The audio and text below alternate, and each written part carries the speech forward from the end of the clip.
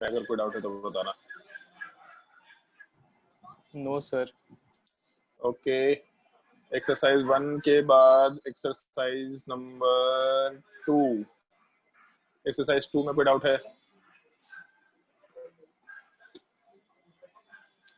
बोलते जल्दी जल्दी। एक्सरसाइज 2 में अगर कोई डाउट है तो।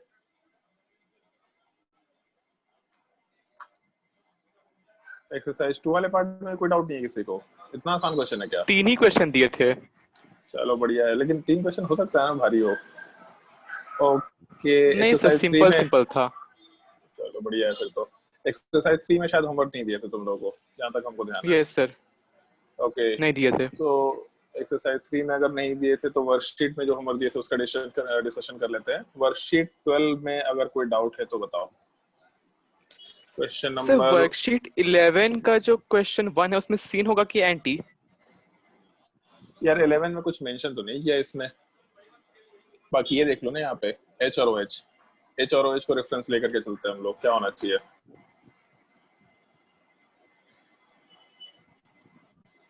बोलो। सर लोन पे को लोएस्ट प्रायोरिटी है उधर, तो फिर सर नहीं, लोन एंटी पेयर होना को नहीं चाहिए लेते अगर हम लोग इजेड रूल अगर। यूज करते हैं। नहीं नहीं नहीं, इजेड नोमेनक्लेचर में तो हम लोग एंटी नहीं बोल सकते ना। इजेड वाले पार्ट में तो ई और जेड केवल नोमेनक्लेचर चलता है। अगर हम लोग सिन और एंटी की बात करते हैं तो जैसे जो ये हाइड्रोक्सिलामाइन वाले पार्ट के साथ रिएक्शन करा के ऑक्साइन बनाते हैं, तो इन जनरल रेफरेंस में हम लोग ओ एच और एच को रखा करते हैं। तो यहाँ पे ओ एच और एच वाला पार्ट सेम साइड में है, तो सिन नोमेनक्लेचर आराम से बोल सकते हैं यहाँ पे। इसलिए हम लोग सिन एंटी यूज नहीं करते हैं। सिन एंटी का रेफरेंस हर जगह चेंज है। जैसे अगर मान लो यहाँ पे हाइड्रोजन नहीं होता, यहाँ पे कुछ और ग्रुप होता, तो उसमें कुछ और रूल चेंज हो जाता है। तो सिन एंटी जो नोमेनक्लेचर है इसका रूल एग्जैक्टली हमको भी सारा का सारा पार्ट नहीं मालूम। कहीं कहीं के पार्ट में जैसे लोन पेयर है रेफरेंस, तो रेफरेंस के बेसिस पे काम हो गया। अगर हम लोग का एच और एच है तो एच और एच के रेफरेंस में काम हो गया। एच और ओ एच है तो भी रेफरेंस में काम हो गया। लेकिन बाकी केसेस में किस तरीके से हम लोग काम करते हैं वो शायद से हमको यहाँ पे अगर कोई ग्रुप डाल देंगे हम लोग आर ग्रुप, तो उस केस में शायद सिन एंटी हम लोग डिफाइन नहीं कर सकते हैं। इस तरह कुछ रूल है। बट क्योंकि मतलब अपने सिलेबस का पार्ट भी नहीं है और हम लोग के लिए ज्यादा इंपॉर्टेंट नहीं होता है, तो हम इसमें कभी दिमाग नहीं लगाए। लेकिन एच अगर रहा तो एच के रिस्पेक्ट में अगर वो सेम साइड में है तो हम लोग सिन वर्ड यूज कर सकते हैं आराम से। ई जेड के पार्ट्स उसको रिलेट मत करना। ई वाले पार्ट में एंटी होगा, ये कोई रूल नहीं है। इस एक चीज का थोड़ा ध्यान रखना। बताओ भाई, वर्कशीट 12 में कोई डाउट है किसी को? क्वेश्चन नंबर 1 से लेके 9 तक 10 19 तक। नंबर में शायद एक कायरल सेंटर छूट गया है। 19 नंबर में शायद एक कायरल सेंटर छूट गया है। 19 नंबर आंसर वाले में पार्ट में एक सर मिनट। नाइट्रोजन को नहीं इंक्लूड किया है। इस यस नाइट्रोजन सर। की बात इस नाइट्रोजन की बात कर रहे हैं क्या? Yes sir. चलो ठीक है, जिंदगी का एक छोटा सा सच्चाई बताते हैं यहाँ पे। ऑल्दो यहाँ पे इस चीज को ज्यादा बता नहीं सकते हम लोग कि रेजोनेंस का कंसेप्ट होता है। और ये शायद हम लोग बोले थे, मतलब एक बार तुम लोगों को ये चीज बोले तो है केमिकल बॉन्डिंग में, जहां तक हमको ध्यान है। अरे यार क्या हो गया इसको। केमिकल बॉन्डिंग में इस चीज का हम लोग डिस्कशन किए भी है थोड़ा बहुत, और उसमें एक क्वेश्चन छुड़वाए थे तुम लोगों का, जहां तक तुम लोगों को ध्यान होगा। कोई एक केमिकल बॉन्डिंग में हाइब्रिडाइजेशन से रिलेटेड क्वेश्चन छुड़वाए थे। नाइट्रोजन का लोन पेयर यह रेजोनेंस में जा सकता है, दोनों साइड रेजोनेंस में जा सकता है। अगर कभी भी लोन पेयर या नेगेटिव चार्ज रेजोनेंस का पार्ट होगा, तब इस केस में इस लोन पेयर और नेगेटिव चार्ज वाले पार्ट को हम लोग हाइब्रिडाइजेशन में काउंट नहीं करते हैं। ये एक छोटा सा पॉइंट है जो हम लोग रेजोनेंस के कंसेप्ट के बाद ही डिस्कस करते हैं। तो फिर से एक बार हम बोल दे रहे हैं केवल, क्योंकि अभी तुमको रेजोनेंस नहीं मालूम कि रेजोनेंस कब होता है कब नहीं होता है। तो भी अगर कभी भी लोन पेयर या नेगेटिव चार्ज रेजोनेंस का पार्ट होगा, तब उस केस में हम लोग उसको हाइब्रिडाइजेशन में काउंट नहीं करते हैं। तो यहाँ पे जो लोन पेयर वाला पार्ट है ये रेजोनेंस का पार्ट है। अगर ये रेजोनेंस का पार्ट है तो इस केस में S P1 P2 sp2 hybridisation रह जाएगा। इसीलिए इसको हम लोग कायरल सेंटर वाले पार्ट में काउंट नहीं कर सकते। अच्छा सवाल है वैसे, मतलब नॉर्मली ये जो पॉइंट है ना हाइब्रिडाइजेशन में काउंट नहीं करते, आएगा तुम्हारे सामने बहुत बार। हमको लगता है कि हम इस चीज को एटलीस्ट 8 या 9 बार डिस्कस करेंगे, लेकिन याद नहीं रहता है किसी को। इसलिए हम लोग ये डिस्कशन बार बार करते रहा करेंगे। थोड़ा ध्यान रखना इस चीज को। क्वेश्चन नंबर 19 वाला पार्ट ठीक ठीक सवाल है। वैसे ये पॉइंट रिपीट होगा तो याद हो जाएगा आराम से। और कोई डाउट इसके अलावा? सर DPP 11 में डाउट था। DPP 11 में क्या डाउट है बोलो? सर अच्छा क्वेश्चन DPP 5 DPP का DPP 11 एक सेकंड हम वर्कशीट 11 निकाल लिया। DPP 11 में है DPP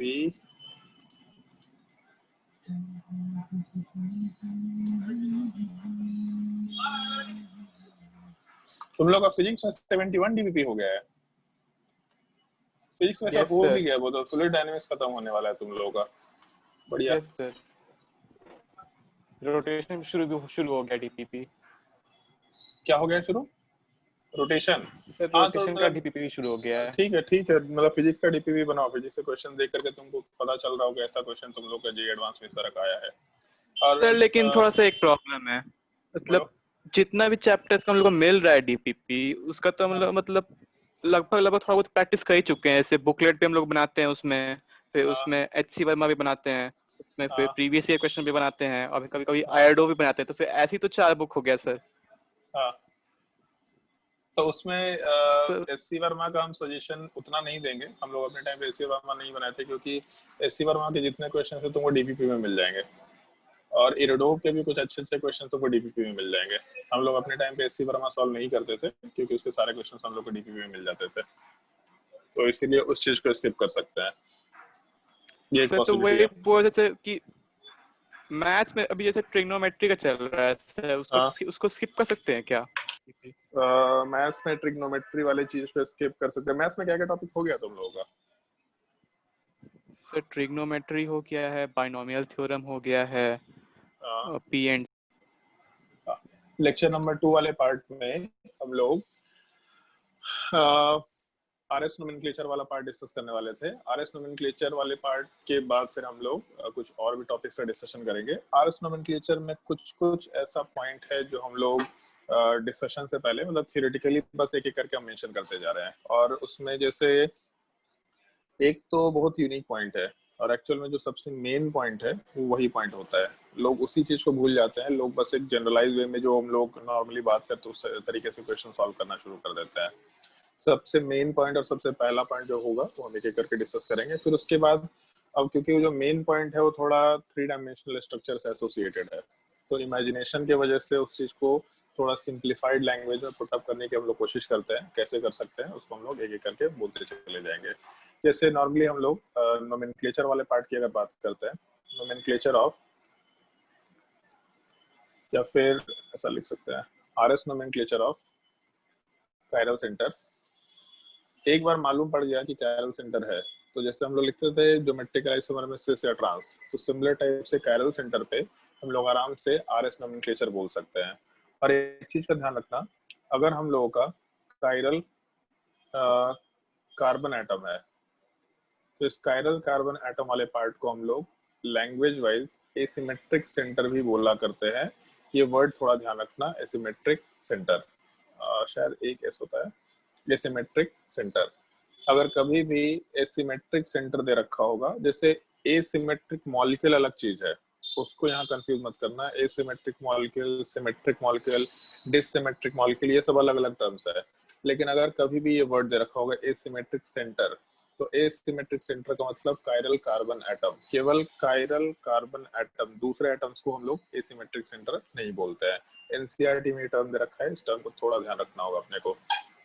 चलो, जैसे हम लोग नोमेनक्लेचर ऑफ कायरल सेंटर की अगर बात करेंगे, तो नोमेनक्लेचर ऑफ कायरल सेंटर वाले पार्ट में हम लोग के पास एक तो ये चीज कि 4 ग्रुप्स होने चाहिए कायरल सेंटर के हिसाब से, और चारों ग्रुप्स वाले पार्ट में हम लोग अलग अलग ग्रुप्स की बात कर रहे हैं। मतलब sp3 हाइब्रिडाइजेशन हो गया, और उसके अलावा हम लोग के जो चारों ग्रुप्स होंगे वो चारों ही अलग होने चाहिए।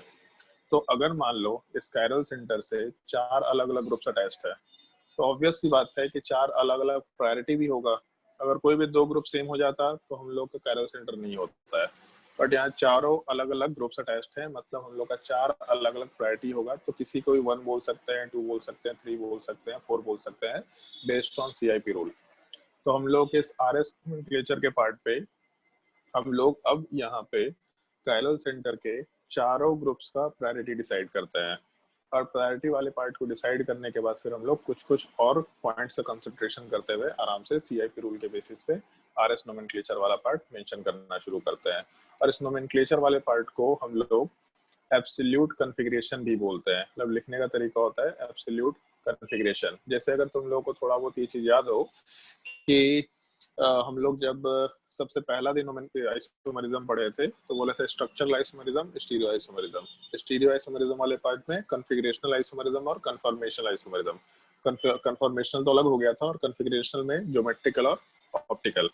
तो जो ज्योमेट्रिकल आइसोमरिज्म था उसमें cis trans configuration, E Z configuration, syn anti nomenclature, ये सब कॉन्फ़िगरेशन है बेसिकली। सिमिलर टाइप से हम लोगों के ऑप्टिकल आइसोमरिज्म में जो कायरल सेंटर है, उस कायरल सेंटर वाले पार्ट का हम लोग जब नोमेनक्लेचर कर रहे हैं तो उसमें आइदर ये या फिर ये, इसलिए कॉन्फ़िगरेशन वर्ड यूज कर रहे हैं हम लोग कि दो पॉसिबिलिटी में आइदर दिस होगा या फिर दैट होगा, तो हम लोग कॉन्फ़िगरेशन वर्ड यूज कर रहे हैं। मतलब कॉन्फ़िगरेशनल आइसोमर का पार्ट ही है, पूरा का पूरा ऑप्टिकल आइसोमरिज्म वाला पार्ट, ऐसा हम लोग रिलेट कर सकते हैं। सबसे पहला चीज हम लोगों को रूल में ऐसा मेंशन करना होता है, सबसे पहला पार्ट, decide the priority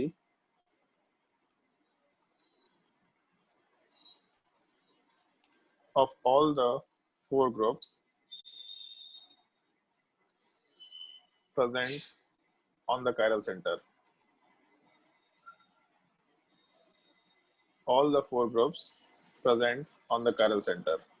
हम लोगों के सबसे पहले रूल वाले पार्ट में हम लोग यही मेंशन करते हुए काम करते हैं कि हम लोगों का कायरल सेंटर वाले पार्ट के ऊपर जो भी चारों ग्रुप्स दे रखे हैं उन चारों के चारों ग्रुप्स का हम लोग को प्रायोरिटी डिसाइड करना है सीआईपी रूल के बेसिस पे। ब्रैकेट में लिख देते हैं हम सीआईपी रूल।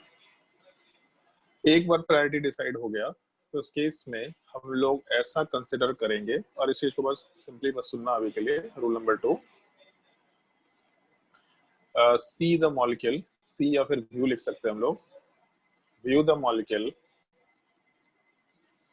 सच दैट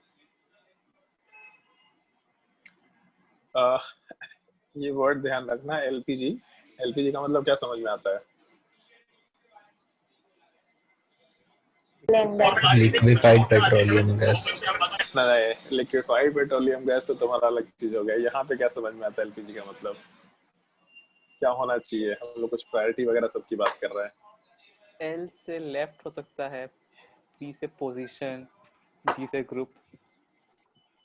एक चीज तो सही हो गया, गैस जी से ग्रुप हो गया, लेकिन लोन लोन पे पे है ग्रुप। नहीं। अच्छा एक चीज सोच के देखो, इसे स्टेटमेंट के हिसाब से सोच के देखो, view the molecule such that the LPG, तो एलपीजी में लोन पेयर होगा तब तो लोन पेयर सेंटेंस बोलेंगे। खत्म हो गया यहीं पे।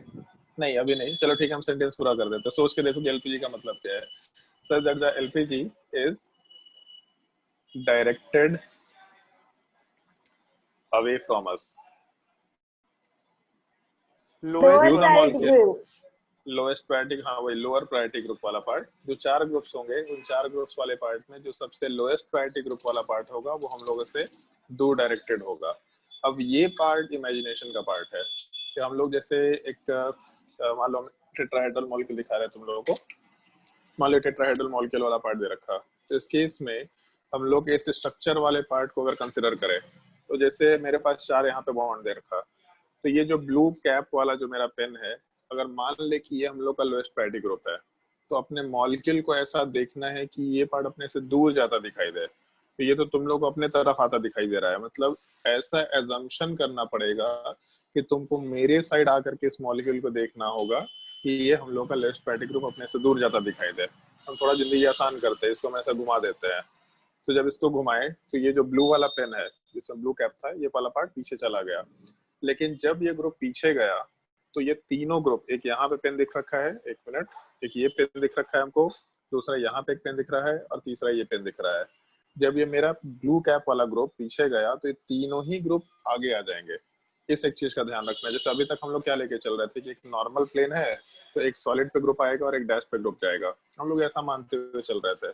लेकिन अब ऐसा नहीं ले रहा है, हम लोग ये ब्लू कैप वाले पार्ट को प्लेन में अपने से पीछे लेके चले गए, अपने से दूर लेके चले गए। तो ये जो तीनों ग्रुप्स होंगे, ये तीनों ही ग्रुप प्लेन में हम लोग के साइड आना शुरू कर जाएंगे। ये एक थोड़ा प्रॉब्लमेटिक पार्ट है, इस वजह से इमेजिनेशन करना मुश्किल होता है। ऑलमोस्ट इस टाइप का स्ट्रक्चर होता है।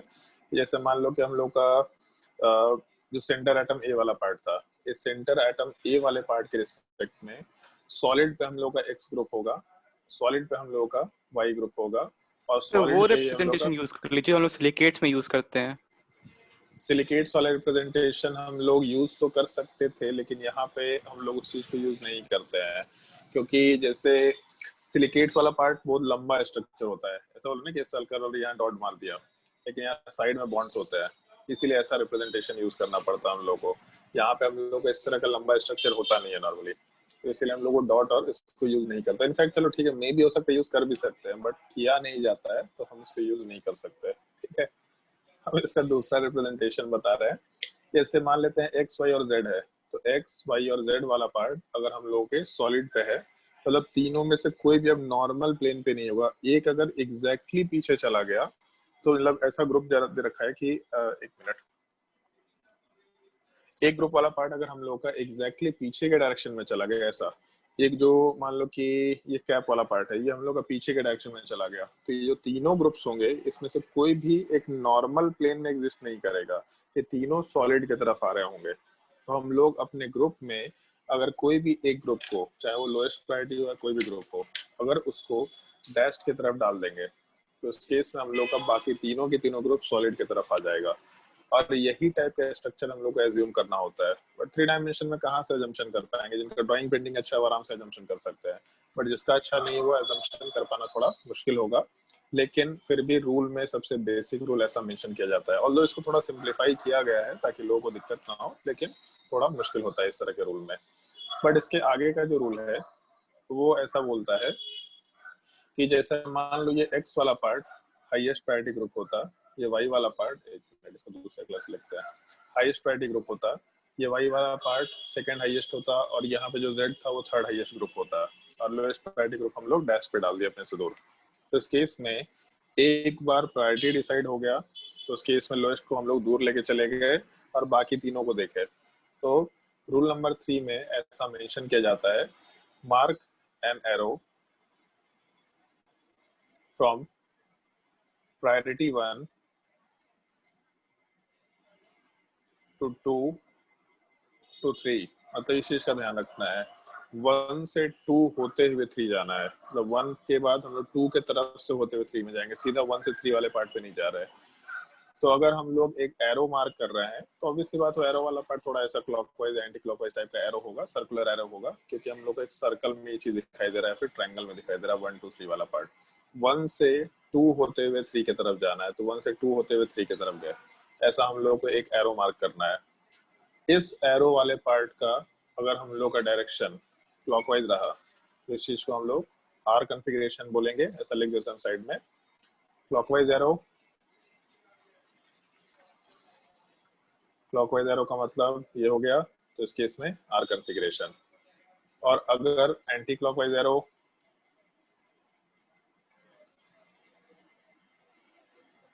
तो इस केस में उल्टा ऐसा डायरेक्शन ले सकते हैं, यहाँ वाले पार्ट में हम लोग का एस कॉन्फ़िगरेशन कंसीडर कर सकते हैं। मतलब अगर मान लो कि ये ऊपर वाला ग्रुप होता तो 1 से 2 होते हुए अगर 3 की तरफ जाते तो एंटी क्लॉकवाइज एरो है, मतलब इस कायरल सेंटर का कॉन्फ़िगरेशन एस बोलना चाहिए था। अगर मान लो हम लोग ऐसा कंसिडरेशन लेके चलते कि ए एटम है और ए एटम वाले पार्ट में तीनों ग्रुप सॉलिड पे आ गए और हम लोग का एक ग्रुप वाला पार्ट डैश की तरफ जा रखा है प्रायोरिटी 4, तो तीनों वाले पार्ट में हम लोग का फर्स्ट प्रायोरिटी हो गया, यहाँ वाले पार्ट में हम लोग का सेकंड प्रायोरिटी हो गया, यहाँ वाले पार्ट में थर्ड प्रायोरिटी हो गया। तो 1 से 2 होते हुए अगर 3 की तरफ जा रहा है तो क्लॉकवाइज एरो आ रहा है, इसका मतलब कायरल सेंटर का कॉन्फ़िगरेशन हम लोग आर मेंशन कर सकते हैं। अगर लोएस्ट प्रायोरिटी ग्रुप डैश पे है तभी ये काम कर पाएंगे, अदरवाइज ये काम नहीं कर सकते। अगर लोएस्ट प्रायोरिटी ग्रुप डैश पे नहीं है तो पहले उसको डैश पे लेके जाना पड़ता है, या मॉलिक्यूल को एज्यूम करना पड़ता है कि मॉलिक्यूल डैश पे होता तो ऐसा दिखाई देता हम लोग को दूसरे साइड से। तब उस केस में क्लॉकवाइज और एंटी क्लॉकवाइज डिसाइड करेंगे, 1 से 2 होते हुए 3, क्लॉकवाइज मतलब आर, एंटी क्लॉकवाइज मतलब एस, याद मत रखना इस चीज को कि क्लॉकवाइज मतलब आर। सीधा इसको लिखने का तरीका समझ लेना, ऐसे ही आर लिखते हैं ना हम लोग, समझ आ गया? अगर हम लोग का क्लॉकवाइज एरो है तो ऐसा क्लॉकवाइज बना रहे तो आर, और अगर हम लोग का एंटी क्लॉकवाइज एरो है तो एस। तो क्लॉकवाइज एंटी क्लॉकवाइज मत सोचना, जैसा लिखते हैं वैसा ही कॉन्फ़िगरेशन आराम से मेंशन कर देना, कोई ऐसा मत लिखने लग जाने कि ऐसा हम लोग ऐसे लिखेंगे, ऐसा ऐसा कलाकारी मत कर देना है फिर आर में बोले नहीं सर हम तो ऐसा आर लिखेंगे, तो इसका हम कुछ नहीं कर सकते। बहुत सिंपल तरीके से जैसा लिख रहे हैं वैसा ही कॉन्फ़िगरेशन डाल देना है। अगर ऐसा एरो दिख रहा है तो इस कॉन्फ़िगरेशन, क्लॉकवाइज एंटी क्लॉकवाइज याद मत रखना। तो ध्यान ये रखना है 1 से 2 होते हुए 3 की तरफ जाना है। जैसा रो बनेगा एग्जैक्टली वैसे ही हम लोग कॉन्फ़िगरेशन मेंशन कर सकते हैं। ठीक है, ये ट्रिक ध्यान रखना है। ट्रिक मेरा खुद का है, हमको बहुत कंफ्यूजन होता था कि आर आर कौन सा है, एस कौन सा है, तो हम कुछ दिमाग लगा के ये ट्रिक निकाल लेते हैं। इसके बाद हम लोगों का अब ये कुछ बेसिक रूल्स ये है, और इस रूल्स को बहुत अच्छे से ध्यान रखना होगा। जैसे एक चीज देखो तुम लोग, हम ज्यादा कुछ नहीं किया, इसमें एक छोटा सा पार्ट किया है। 4 वाला पार्ट जहाँ है वहीं पे है, 2 वाला पार्ट जहाँ है वहीं पे है, लेकिन 1 वाला पार्ट और 3 वाला पार्ट अपने जगह पे नहीं है। केवल 2 ग्रुप अपने जगह पे नहीं है, और अगर 2 ग्रुप अपने जगह पे नहीं है तो एक जगह एस कॉन्फ़िगरेशन था और एक जगह आर कॉन्फ़िगरेशन है। इस चीज को हम लोग स्विचिंग बोल सकते हैं, स्विच करना या फिर इंटरचेंज करना। और इनफैक्ट एक चीज ध्यान रखना, ये बहुत ही इंपॉर्टेंट पार्ट है, एनसीईआरटी में कहीं भी ये आरएस नोमेनक्लेचर सिलेबस में नहीं दे रखा, कहीं मेंशन नहीं कर रखा है। और ये आरएस नोमेनक्लेचर सिलेबस में भी नहीं है, ना जेई एडवांस के सिलेबस में है ना जेई मेंस के सिलेबस में है। ऑल्दो जेई मेंस में लास्ट ईयर पूछ दिया गया था कि इस कंपाउंड में इसका कायरल सेंटर का कॉन्फ़िगरेशन बताओ, बट ये सिलेबस का पार्ट नहीं हो, गलत सवाल पूछा गया, मतलब सिलेबस से बाहर का सवाल है वो। बट क्योंकि लोगों को ऐसा लगता है कि ऑप्टिकल आइसोमेरिज्म पढ़ रहे हैं मतलब बाय डिफॉल्ट आरएस नोमेनक्लेचर के बिना हम लोग सवाल नहीं सॉल्व कर सकते, तो इसीलिए हमेशा इसको सिलेबस का पार्ट मान लिया जाता है। बट एडवांस में आज तक कभी भी ये सवाल नहीं पूछा गया है कि यहाँ आर कॉन्फ़िगरेशन होगा कि यहाँ एस कॉन्फ़िगरेशन होगा। तो हम लोग आरएस के हिसाब से काम नहीं करते हैं मोस्टली, और हम तो इनफैक्ट करेंगे भी नहीं। आरएस नोमेनक्लेचर करने आना चाहिए, क्योंकि नीट में सवाल पूछता है, जेईई मेंस में पूछेगा, लेकिन क्वेश्चन को इसके बिना ही सॉल्व करेंगे हम लोग। मतलब जहाँ पे हम लोग क्वेश्चन सॉल्व करेंगे, कंपाउंड सेम है, आइडेंटिकल है, या फिर क्या रिलेशन है, वहाँ पे हम लोग आरएस नोमेनक्लेचर, नॉर्मली लोग यही करते हैं कि आरएस नोमेनक्लेचर निकालते और सवाल सॉल्व करते हैं। हम लोग आरएस नोमेनक्लेचर से सवाल नहीं सॉल्व करेंगे, ये स्विचिंग या इंटरचेंज वाले पार्ट से सवाल सॉल्व करेंगे। स्विचिंग क्या होता है या इंटरचेंज क्या होता है, उसका एक एप्लीकेशन तो तुमको दिख गया कि केवल हम लोग 2 और 4 को अपने जगह पे रखे, केवल 1 और 3 को आपस में स्विच कर दिए, या 1 और 3 को आपस में एक्सचेंज कर दिए, केवल 2 ग्रुप को आपस में एक्सचेंज किए, तो हम लोग का कॉन्फ़िगरेशन एस के जगह आर हो गया। तो इस चीज को हम लोग इन्वर्जन बोल सकते हैं, कॉन्फ़िगरेशन इन्वर्ट हो गया। ये बोलने का तरीका होता है, जब भी कॉन्फ़िगरेशन आर की जगह एस हो गया या एस की जगह आर हो गया तो कॉन्फ़िगरेशन इन्वर्ट हो गया। ये एक स्टैंडर्ड हम लोग लैंग्वेज यूज किया करते हैं। ये स्विचिंग का पार्ट थोड़ा अच्छे से सीखना होगा तुम लोगों को। कैसे सीख सकते हैं, बहुत सारे क्वेश्चंस नीचे के एप्लीकेशन दिखाएंगे, काफी फास्ट पार्ट होगा क्वेश्चन को सॉल्व करने के लिए। इसमें हम लोग ऐसा मेंशन कर सकते हैं, जैसे सम अदर रूल्स में, तो उसमें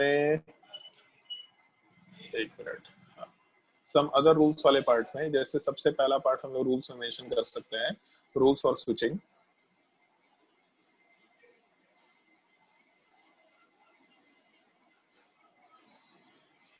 और स्विचिंग के अलावा यहीं पे हम लोग इंटरचेंज भी लिख देते हैं, रूल्स फॉर स्विचिंग और interchange.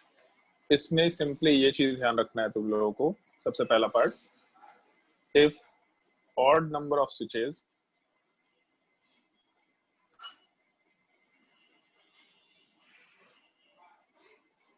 On one chiral center या one at one chiral center,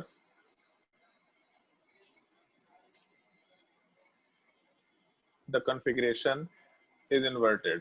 इसका मतलब क्या आगे एक्सप्लेन करेंगे अभी। the configuration is inverted, इसका मतलब ऑलमोस्ट ये है कि जैसे अगर कोई एक कायरल सेंटर है, उस कायरल सेंटर का कॉन्फ़िगरेशन अगर आर है, अगर हम लोग एक स्विच करेंगे तो एक स्विच करने का मतलब कॉन्फ़िगरेशन इन्वर्ट हो जाएगा, एस में कन्वर्ट हो जाएगा।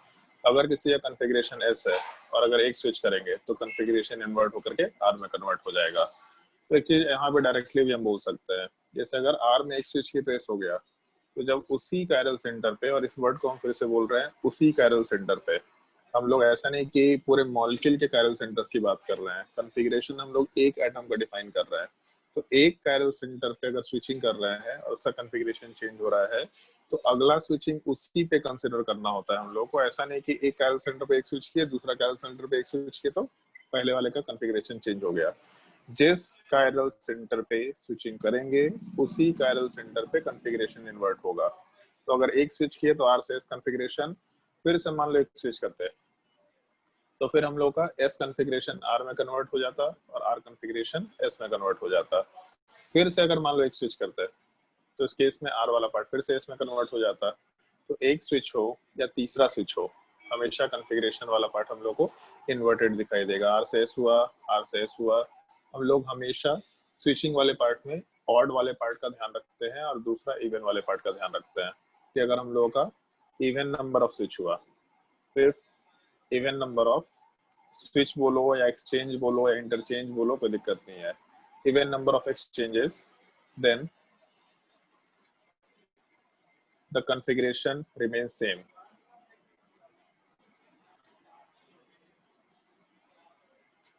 Then the configuration remains same. अगर इवन नंबर ऑफ स्विच है तो कॉन्फ़िगरेशन सेम रहेगा। दिख रहा है यहाँ पे पहला स्विच में एस हुआ, दूसरा स्विच में आर हो गया।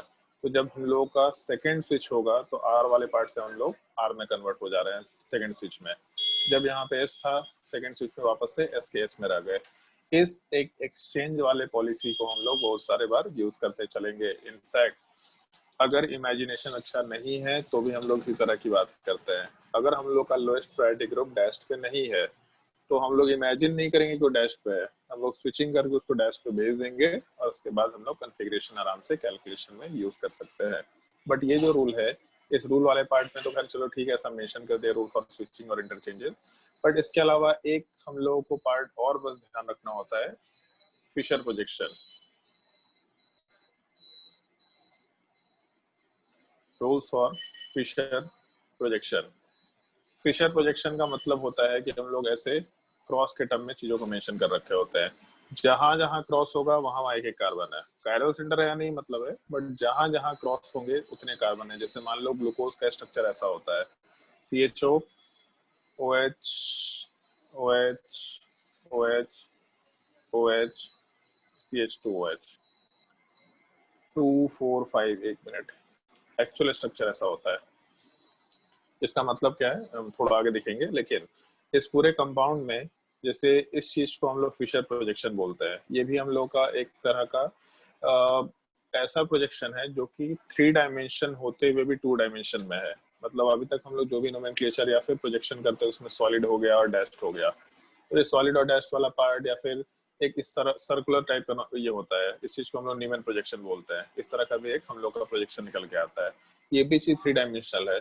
सॉहर्स प्रोजेक्शन हम लोग वर्ड यूज करते हैं। सॉहर्स प्रोजेक्शन वाला पार्ट इस टाइप का होता है, मतलब जो तुम्हारा घोड़ा होता है, जो सी हॉर्स होता है, उस टाइप का यहाँ पे प्रोजेक्शन की हम लोग बात कर ले, इसलिए इसको सी हॉर्स तो नहीं बोलते लेकिन सॉहर्स प्रोजेक्शन बोलते हैं। ये सॉहर्स प्रोजेक्शन वाला पार्ट भी 3 डायमेंशनल टाइप का ही पार्ट है। हम लोग कर रहे हैं 2 डायमेंशन में रिप्रेजेंट करने का तरीका फॉलो, लेकिन है ये 3 डायमेंशन का ही पार्ट। लेकिन फिशर प्रोजेक्शन ऐसा प्रोजेक्शन है जहाँ पे हम लोग एक 3 डायमेंशनल मॉलिक्यूल को बिल्कुल 2D में रिप्रेजेंट करने की कोशिश करते हैं। केवल हम लोग क्रॉस और ऐसा हॉरिजॉन्टल लाइन, मतलब एक वर्टिकल लाइन क्रॉस लाइन ऐसा चलता जाएगा और उसमें जहां जहां पे क्रॉस होगा, यहाँ पे एक क्रॉस है, यहाँ एक क्रॉस है, यहाँ एक क्रॉस है, यहाँ एक क्रॉस है, ये पॉइंट कार्बन होंगे ही होंगे। जहां जहां क्रॉस वहां वहां कार्बन।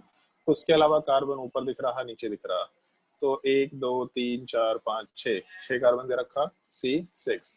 H अगर काउंट करें तो एक कार्बन यहाँ पे, सॉरी हाइड्रोजन यहाँ पे 2 3 4 5 6 7 8 9 10 11 12, H12 और ऑक्सीजन में 1 2 3 4 5 6 टोटल मिला करके C6 H12O6। अगर इस फिशर प्रोजेक्शन में ऐसा ओरिएंटेशन रहा, जैसे इस पूरे कंपाउंड में अगर हम लोग नोमेनक्लेचर की बात करें तो CHO वाला पार्ट हम लोग का एल्डिहाइड फंक्शनल ग्रुप है और बाकी सब जगह तो अल्कोहल दिख रहा है हम लोगों को। हम येलो कलर यूज कर रहे हैं, येलो कलर प्रिंट पे नहीं आएगा बट फिर भी नंबरिंग वाला पार्ट कार्बन नंबर 1 CHO से शुरू होगा। कार्बन नंबर 1 वाले पार्ट को अगर छोड़ दें तो ये कार्बन नंबर 2 होगा, ये कार्बन नंबर 3 4 5 6। 6 के कार्बन चेन में अगर सेकेंड कार्बन पे OH ग्रुप, फोर्थ कार्बन पे OH ग्रुप और फिफ्थ कार्बन पे OH ग्रुप सेम साइड है फिशर प्रोजेक्शन में, ठीक है, 2 4 5। अगर इस पे OH ग्रुप सेम साइड है, वो सेम साइड लेफ्ट हो या राइट हो मतलब नहीं है, OH ग्रुप अगर 2 4 5 पोजीशन पे सेम साइड होता है तब इस तरह के पार्टिकुलर स्ट्रक्चर को हम लोग ग्लूकोज बोलते हैं। जो तुम लोगों का अगर कहीं पे बुकलेट देख रहे होंगे तो बुकलेट में एक जगह पे ये भी दे रखा होगा DL नोमेनक्लेचर। इस डीएल नोमेनक्लेचर का जो हम लोग डिस्कशन करेंगे, बायोमोलिक्यूल्स पॉलीमर का थोड़ा सा पार्ट है डीएल वाला पार्ट। इस डीएल नोमेनक्लेचर में हम लोग इस ग्लूकोज का स्ट्रक्चर मेंशन करेंगे, तब वहां पे हम लोग दोनों तरह का पार्ट बता देंगे, डी वाला पार्ट क्या होता है, एल वाला पार्ट क्या होता है, वहां पे ये चीज याद रखने का पार्ट आ जाएगा। हाँ अरविंद बोलो। ग्लूकोज और फ्रुक्टोज स्ट्रक्चरल आइसोमर होता है क्या? ग्लूकोज और फ्रुक्टोज स्ट्रक्चरल आइसोमर होता है। फ्रुक्टोज का स्ट्रक्चर ऐसा कुछ होता है, CH3 C double bond O, इस टाइप का पार्ट होता है वहां पे। मतलब फ्रुक्टोज वाले पार्ट के स्ट्रक्चर में हम लोग का एल्डिहाइड नहीं होता, वहां पे कीटोन वाला पार्ट आता है। तो इस एक चीज का थोड़ा ध्यान रखना है, जैसे हम लोग अगर फिशर प्रोजेक्शन की बात करते हैं तो अपने फिशर प्रोजेक्शन वाले पार्ट में क्रॉस के पार्ट में हम लोग सब कुछ को मेंशन करेंगे, जहां जहां क्रॉस है वहां पे हम लोग आराम से कार्बन चेन को कंसिडर, आवाज आ रहा है तुम लोग को? हाँ ठीक है, कार्बन चेन वाले पार्ट को कंसिडर करते हुए काम करेंगे। अब इसमें फिशर प्रोजेक्शन में कुछ स्पेसिफिक रूल्स हैं जिसको हम लोग को अलग से ध्यान रखना होता है, जिसमें सबसे पहला रूल है वो स्विचिंग वाला रूल इधर भी एप्लीकेबल है। स्विचिंग वाला रूल यूनिवर्सल, उसको कहीं भी अप्लाई कर सकते हैं, डैश्ड वेज हो या फिर न्यूमैन प्रोजेक्शन हो, सोहर्स प्रोजेक्शन हो या फिर फिशर प्रोजेक्शन हो, वो चीज हर जगह एप्लीकेबल है। लेकिन फिशर प्रोजेक्शन में कुछ स्पेसिफिक रूल एक्स्ट्रा भी है जो हम लोग को ध्यान रखना होता है। If the Fischer projection is rotated in the plane of paper, plane of paper को POP लिख रहे हैं हम, ब्रैकेट में लिख देते हैं plane of paper, बट आगे POP मेंशन करेंगे। in the plane of paper, then पहला part 180 degree rotation, the molecule remains same,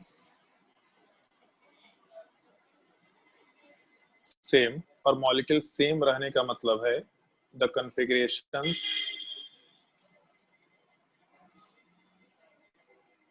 of chiral centre remain same. हम लोगों का कायरल सेंटर का कॉन्फ़िगरेशन सेम रहेगा। सेम का मतलब अगर हम लोग पूरे मॉलिक्यूल को प्लेन ऑफ पेपर में, तो प्लेन ऑफ पेपर का मतलब ऐसा है कि अगर मान लो कि ये प्लेन है अपना पेपर का, तो इसको ऐसा रोटेट कर रहा है, ये नहीं कि हम लोग पेज ऐसा पलट देंगे, मतलब ये पेज हम लोग का तो ऐसा पलट दिया, ये नहीं करना है, हम लोग को मॉलिक्यूल नहीं दिखाई देगा, तो इस पेज पलट देंगे। तो अगर ये कॉपी है तो कॉपी को ऐसा हॉरिजॉन्टल प्लेन ऑफ पेपर में हम लोग रोटेट कर रहे हैं, हम लोग उसको उल्टे डायरेक्शन में, इधर उधर के डायरेक्शन में रोटेट नहीं कर रहे हैं। फिशर प्रोजेक्शन हम लोग को बिल्कुल हॉरिजॉन्टली ऐसा अगर लिखे हैं तो इसी डायरेक्शन में हम लोग रोटेट कर रहे हैं। अगर ऐसा हम लोग का प्लेन ऑफ पेपर है, जैसे मेरा मान लो बोर्ड का प्लेन है, तो बोर्ड का प्लेन ऐसा होता है, तो हम लोग ऐसा रोटेशन आराम से कर सकते हैं, इस तरीके से रोटेशन पॉसिबल होगा। तो अगर हम लोगों का 180 डिग्री रोटेशन है in the plane of paper, तब उस केस में कॉन्फ़िगरेशन हर एक कायरल सेंटर का सेम रह जाता है और मॉलिक्यूल सेम ही कंसिडर किया जाता है। लेकिन सेकेंड पार्ट हम लोग को थोड़ा ध्यान रखना होता है, वैसे दोनों ही पार्ट एप्लीकेशन में हर जगह काम आएगा।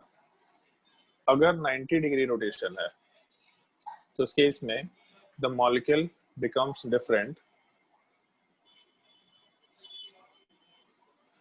और डिफरेंट होने का मतलब हम लोग स्ट्रक्चर वाइज डिफरेंट की बात नहीं कर रहा है, ऐसा नहीं कि ग्लूकोज वाला पार्ट फ्रुक्टोज बन जाएगा। डिफरेंट का मतलब कॉन्फ़िगरेशन वाला पार्ट हम लोग का डिफरेंशिएट हो जाता है, जो कॉन्फ़िगरेशन है वो इन्वर्ट हो जाता है। The configuration of chiral centres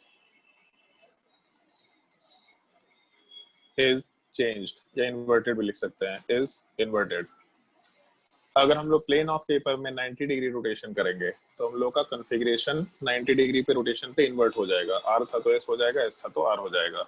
और अगर हम लोग 180 डिग्री रोटेशन करेंगे तो कॉन्फ़िगरेशन वाला पार्ट हम लोग का सेम रहेगा। तो ऑब्वियस सी बात है, आर कॉन्फ़िगरेशन है, 90 डिग्री रोटेशन क्या एस में कन्वर्ट हो गया, फिर से 90 डिग्री रोटेशन क्या आर में कन्वर्ट हो गया, मतलब 180 डिग्री में हम लोग का रोटेशन वाले पार्ट में कॉन्फ़िगरेशन सेम का सेम रहेगा, ऐसा आराम से बोला जा सकता है, इसमें कोई दिक्कत नहीं है। ये एक पार्ट हम लोग को थोड़ा ध्यान रखना होता है फिशर प्रोजेक्शन में, प्लेन ऑफ पेपर में मॉलिक्यूल को रोटेट करने का। ये दो पार्ट बहुत नेसेसरी है, पहला चीज फिशर प्रोजेक्शन का रोटेशन और दूसरा स्विचिंग वाला पार्ट। मतलब स्विचिंग वाला पार्ट अभी से लेकर के पूरे ऑर्गेनिक केमिस्ट्री में हर जगह एप्लीकेबल होगा, स्पेसिफिकली बायोमोलिक्यूल्स पॉलीमर में इस तरह का बहुत स्ट्रॉन्ग एप्लीकेशन हम लोग कंसिडर कर सकते हैं।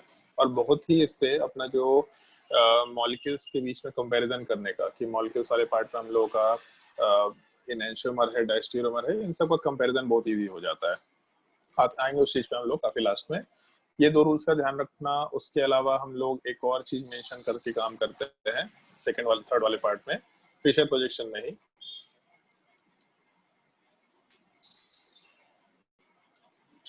फिशर प्रोजेक्शन वाले पार्ट में हम लोगों का ये हम लोग डायरेक्टली बोल सकते हैं, if the LPG is present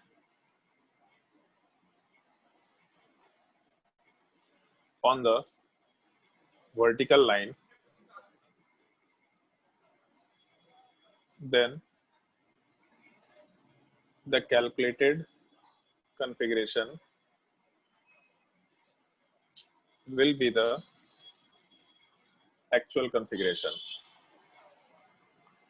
Calculated configuration will be the actual configuration का मतलब हम लोग कायरल सेंटर का जो कॉन्फ़िगरेशन कैलकुलेट करेंगे एग्जैक्टली वही हम लोगों का एक्चुअल कॉन्फ़िगरेशन होगा। क्योंकि ऐसा जब हम लोग एक 3 डायमेंशनल मॉलिक्यूल को 2D में रिप्रेजेंट करते हैं फिशर प्रोजेक्शन में, तो उसके रिप्रेजेंटेशन में ऐसा टाइप का होता है, जैसे मान लो कि फिर से हम इस चीज को दिखा रहे हैं और इस चीज का कॉन्फ़िगरेशन का जो तरीका है ये तुम लोग को हम सिखाएंगे। ऑल्दो ये काम का नहीं होता बट फिर भी तुम लोग को सिखाएंगे नॉलेज के लिए। हम भी बहुत दिन से उसको पढ़े नहीं है तो हम भी भूल गए हैं, तो हम उसकी एक बार मेरा भी रिवीजन हो जाएगा। जैसे मान लो 4 एटम्स है, तो इसमें जैसे फिशर प्रोजेक्शन में नॉर्मली करते क्या है कि 2 बॉन्ड्स को सॉलिड पे डाला जाता है, तो 2 बॉन्ड अपने आप डैश पे चला जाता है। जैसे मान लो ये है कि एक ऊपर का ब्लैक, ये दोनों ब्लू एटम ले लेते हैं, ये जो दोनों जो ब्लू एटम वाला पार्ट है, तो ये दोनों के दोनों ब्लू एटम वाले पार्ट को हम लोग सॉलिड पे रखेंगे। तो सॉलिड का मतलब ये नॉर्मल प्लेन नहीं, एक वर्टिकल ऊपर जा रहा है एक प्लेन में है।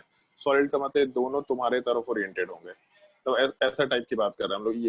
ये दोनों के दोनों बिल्कुल थोड़े सॉलिड के तरफ होंगे। तो अगर हम लोग इस डायरेक्शन को सॉलिड माने, तो जब ये दोनों सॉलिड पे आएंगे तो बाकी दोनों ही डैश पे चले जाएंगे। जो दोनों के दोनों एटम पीछे वाले पार्ट दिख रहा है, ये दोनों के दोनों डैश पे जाएंगे। तो जब फिशर प्रोजेक्शन की बात करते हैं तो उसमें 2 ग्रुप्स को सॉलिड पे डाला जाता है और 2 ग्रुप्स को डैश्ड पोजीशन पे डाला जाता है।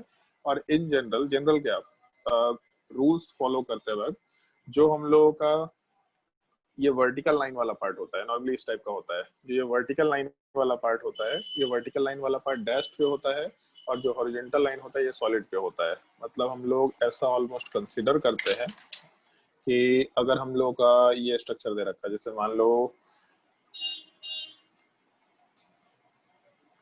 ये ग्रुप दे रखा, तो इसमें एक सॉलिड है, एक डैश्ड है और 2 नॉर्मल लाइन है। हम लोग मॉलिक्यूल को इस तरीके से रिप्रेजेंट किया करते हैं कि हम लोगों का ये जो हॉरिजॉन्टल वाला पार्ट है इसके दोनों ग्रुप सॉलिड पे होंगे और वर्टिकल वाले पोजीशंस पे हम लोग का डैश वाला पार्ट होगा। मतलब 4 ग्रुप्स में से, यहाँ जो भी 4 ग्रुप्स दे रखे हैं, इन 4 ग्रुप्स में से 2 ग्रुप वर्टिकल लाइन पे ऑलमोस्ट हम लोग प्लेस करने की कोशिश करेंगे और जिसको हम लोग डैश पे रखने की कोशिश करेंगे, वो मॉलिक्यूल हम लोग से दूर जा रहा होगा। और हॉरिजॉन्टल पोजीशन पे हम लोग आराम से सॉलिड वाले ग्रुप्स को प्लेस करेंगे। तो नॉर्मली जैसे ये रूल को अगर कंसिडर करें, if the LPG is present on the vertical line, then the calculated configuration will be the actual configuration. तो हम लोग का सबसे पहला रूल याद करो, लोएस्ट प्रायोरिटी ग्रुप डैश्ड पे होना चाहिए, तभी कॉन्फ़िगरेशन कैलकुलेट कर सकते हैं। तो अगर वर्टिकल लाइन पे लोएस्ट प्रायोरिटी ग्रुप है, मतलब लोएस्ट प्रायोरिटी ग्रुप डैश्ड पे है। अब ऊपर वाले डैश्ड पे है या नीचे वाले डैश्ड पे उससे मतलब नहीं है, but lowest priority group dashed पे है। तो इस तरह के केस में जैसे यहाँ लोएस्ट प्रायोरिटी हो गया, यहाँ फर्स्ट प्रायोरिटी हो गया, यहाँ सेकंड हो गया, यहाँ थर्ड हो गया, तो 1 से 2 होते हुए अगर 3 की तरफ जा रहे हैं, इसका मतलब हम लोग का कॉन्फ़िगरेशन एस होना चाहिए। तो हम लोग का जो आंसर आया वही अपना आंसर होगा। ये हम लोग अगर lowest priority group vertical line पे है, ऊपर है या नीचे है doesn't matter, but vertical line पे है तो हम लोग कंसिडर कर सकते हैं। फिशर प्रोजेक्शन में किया क्या जाता है कि इसी चीज को, जो डैश्ड वाला ग्रुप था उसको वर्टिकल लाइन और जो सॉलिड वाला ग्रुप था उसको हॉरिजॉन्टल पे लाइन पे कंसिडर कर लिया जाता है। मतलब जो डैश्ड वाला ग्रुप है वो वर्टिकल लाइन पे मान लिया जाएगा, उसको हम लोग लिखते देते हैं एक नॉर्मल लाइन, लेकिन होता है वो दोनों डैश्ड वाला पोजीशन। और जो हॉरिजॉन्टल है वो है दोनों सॉलिड पे, लेकिन एक नॉर्मल लाइन से रिप्रेजेंट किया जाता है। तो हम लोगों का लोएस्ट प्रायोरिटी ग्रुप अगर इस वर्टिकल पोजीशन पे है, नीचे अगर 4 है या ऊपर अगर 4 है, तो इस केस में हम लोग आराम से कैलकुलेशन कर सकते हैं कॉन्फ़िगरेशन का। लेकिन जनरली जैसे हम लोग इसमें तो गलती नहीं करते हैं, गलती हम लोग अगले पॉइंट में करते हैं कि अगर हम लोगों का if the lowest priority group is on the horizontal line,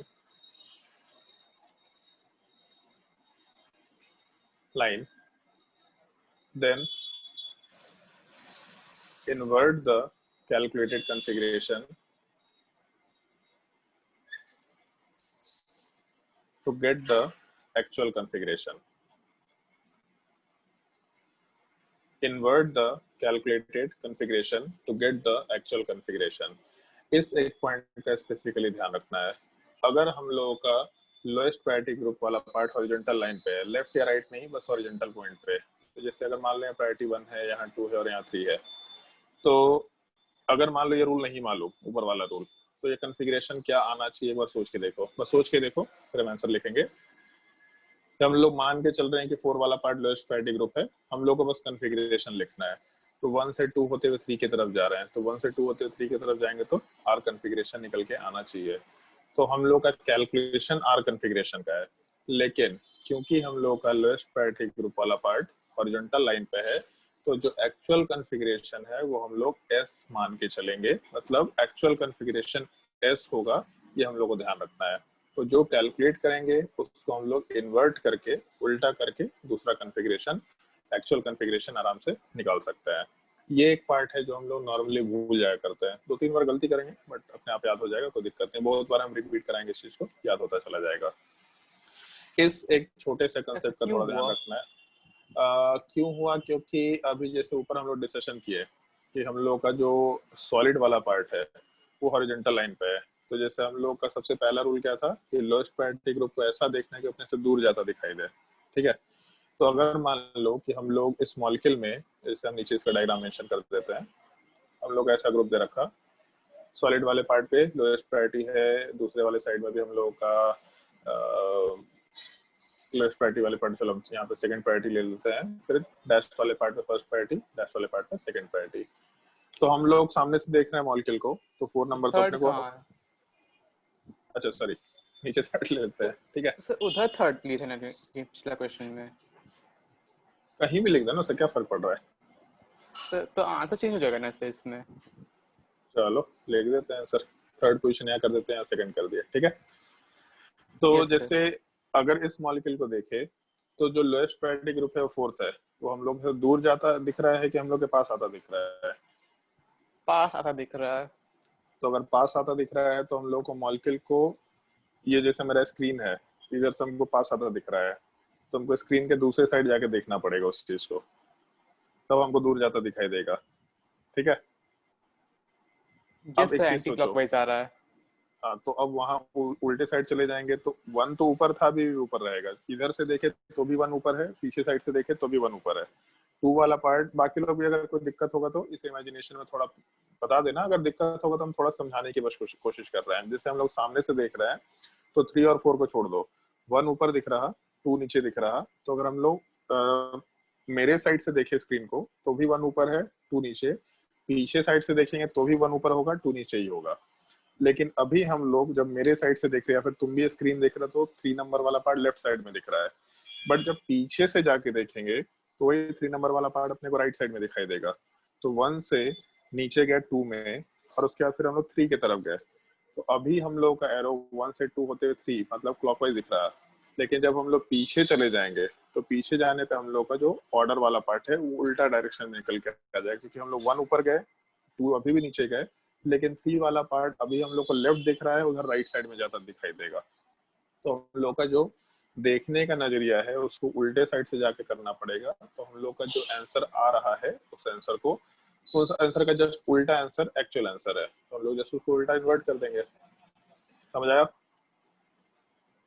yes sir. और अगर जैसे इसका एक उपाय है, मान लो इसको नहीं समझ में आया किसी को भी, तो उसका उपाय है, बड़ा सिंपल सा उपाय है, एक पेज लेना, उस पेज पे ऐसा मॉलिक्यूल लिख देना, ठीक है। ऐसा पेज तुम्हारे सामने है, उस पेज को ऐसा पलट के लाइट के सामने करके देखना, तो तुमको पता चल जाएगा कि तुम्हारा प्रोजेक्शन किस तरह का दिखाई दे रहा है। जो ग्रुप ऊपर है वो तो ऊपर रहेगा, जो ग्रुप नीचे है वो तो नीचे रहेगा। बाकी अगर हम लोग पेज ऐसा दे रखा है, इसमें कुछ लिख रखे, हम इसको पलटेंगे तो ग्रुप वाला पार्ट जो सॉलिड पे है, पलटने पे डैश पे जाएगा। आज हम एग्जांपल तुम लोगों को बताए थे। तो जो हम लोग पेज में लिखे हैं वो पेज पे लिखा हुआ चाहिए, जैसे मान लो इस पर हम लिखे और इसको लिखे हैं, तो हम लोग को जो 4 नंबर ग्रुप है ये राइट साइड में हम लोग को सॉलिड पे दिख रहा है। अगर इसको हम पलट देंगे तो हम लोग का ग्रुप नंबर 4 लेफ्ट साइड में नीचे चला जाएगा। अब उसके बाद उसको लाइट के सामने करके देख लेना, तुमको दिख जाएगा कि हम लोग का प्रायोरिटी किस तरीके का होना चाहिए। इनफैक्ट ये जो जैसे तुम लोग का खैर स्क्रीन में सवाल होगा और मतलब ऑनलाइन एग्जाम हो रहा है। अगर ऑनलाइन एग्जाम नहीं होता तुम एग्जामिनेशन में भी ये काम कर देख सकता था, अगर ऐसा सवाल आता कि एग्जामिनेशन के पेपर को लाइट के सर सामने ऐसा करके। करते थे सर ऐसे। हाँ बचपन में करते, इसलिए मैं एक्सपेरिमेंट बता रहा है, क्योंकि एमएस शॉन में एक सवाल दे रखा है, वो सवाल को हम अपने टाइम पे ऐसे ही सॉल्व किए थे, हमको समझ ही नहीं आता कि इसका इमेजिनेशन करेंगे तो क्या होगा, तो हम उसको हम ऐसा पलट के देखते थे अच्छा ऐसा रहेगा तो क्या होगा, तो हमको आंसर से तुरंत निकल के आ गया। तो उल्टा करना तो तुमको पता चल जाएगा कि सॉलिड वाला पार्ट डैश पे गया, और उसको लाइट के सामने करेंगे तो पीछे वाला चीज दिखाई देगा, तो प्रोजेक्शन समझ में आ जाएगा। इस वजह से हम लोग कॉन्फ़िगरेशन को उल्टा कर दिया करते हैं। तो इस रूल का ध्यान रखना, अगर हम लोगों का लोएस्ट प्रायोरिटी ग्रुप वाला पार्ट हॉरिजॉन्टल पे है फिशर प्रोजेक्शन में, बाकी जगह पे नहीं, केवल फिशर प्रोजेक्शन में, तो जो आंसर आएगा उसको उल्टा करके हम लोग आंसर आराम से निकाल सकते हैं। अब अभी कुछ एग्जांपल्स कराएंगे, आज थोड़ा हम क्लास एक्सटेंड करेंगे क्योंकि ये टॉपिक हम कंप्लीट करना प्रेफर करेंगे। कुछ एग्जांपल्स कराएंगे और उसमें पहले तुम लोगों को खुद से आंसर सॉल्व करना है, जो स्टैंडर्ड तरीका बताए उसके हिसाब से आंसर सॉल्व करना है, और उसके बाद फिर हम तुम लोगों को स्विचिंग का पार्ट उसी में एक्सप्लेन करेंगे उन्हीं 4-5 एग्जांपल्स में। फिर कुछ ऐसे एग्जांपल्स तुम लोगों को देंगे, वैसे तुम्हारे वर्कशीट में भी दे रखा है, उन एग्जांपल्स को तुमको खुद से ट्राई करना है। नेक्स्ट क्लास में आसानी से सारे क्वेश्चन तुम लोगों को समझ में आएंगे। जैसे मान लो सिंपली सवाल ये है, राइट आरएस कॉन्फ़िगरेशन। अभी केवल जो तुम लोग को रूल बताया है उन रूल्स के हिसाब से सोचने की कोशिश करना है कि रूल्स वाले पार्ट क्या दे रखा है। अगर किसी को कोई रूल देखना होगा तो बता देना कि सर ये रूल दिखा दीजिए, कोई दिक्कत नहीं है। और इनफैक्ट हम तुमको पीडीएफ भेज देते हैं तुम्हारे ग्रुप में, अभी उस पीडीएफ में भी देख लेना। ऑप्टिकल आइसोमेरिज्म सबसे शुरुआत में ही टॉपिक होगा जहाँ पे आरएस नोमेनक्लेचर होगा। अगर तुमको रूल देखना होगा तो ऑलमोस्ट सेम ही ऑर्डर में मेरे हिसाब से रूल लिखा रखे होंगे, उसको देख लेना आराम से। बस उसमें पीओएस सीओएस के बाद ये रूल वाले पार्ट होंगे, तुरंत तुम्हारे ग्रुप में ही भेज देंगे। पहले क्वेश्चन नोट डाउन कर लो।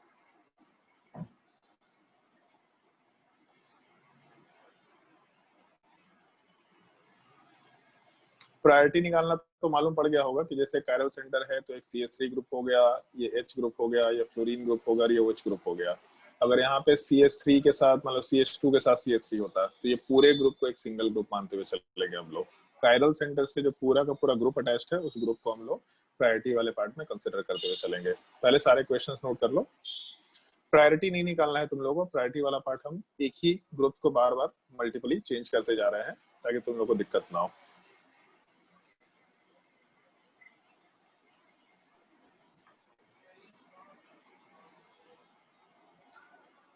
यहाँ पे CH3 ही दे रखे हैं।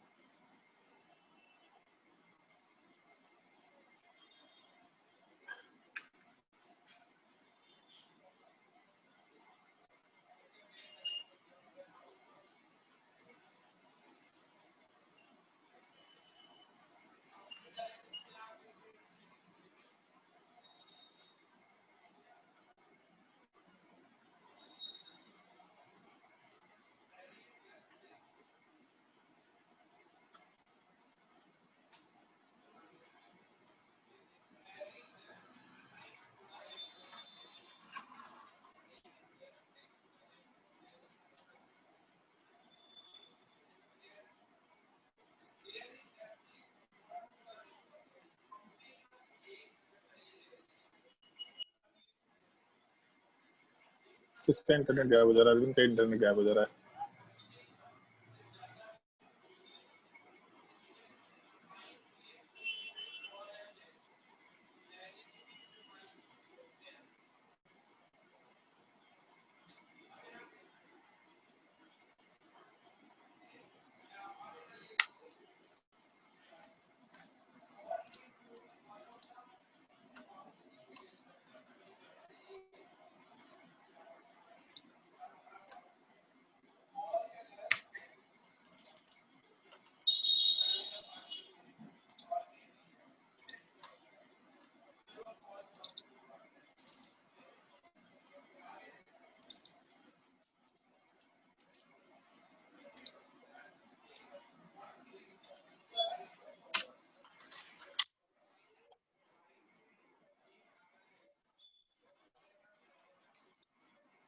प्रियांश का भी नेट गायब हो गया, क्या हो गया भाई सबको? केवल हम और जसना बच गया है।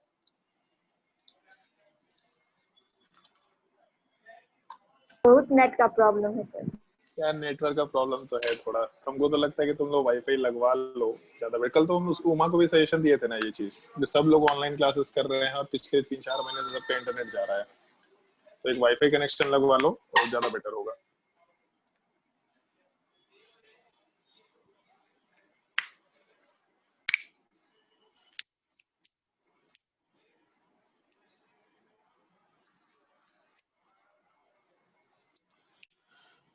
हम लोग अब इंटरनेट वाला रिचार्ज कराना बंद कर दिए, जो होता है ना 1.5 GB पर डे मिलता है, वो हम लोग बंद कर दिया है। उसमें भी शायद 298 या 398 ऐसा कुछ मंथली होता है पैक, तो हम लोग उस चीज को हटा दिए हैं। हम लोग बस केवल एक नॉर्मल कॉलिंग का रिचार्ज कराते हैं और दिन और वाईफाई तो रहता ही है, थोड़ा बहुत इंटरनेट उसमें भी देता है, तो ज्यादा बेटर है।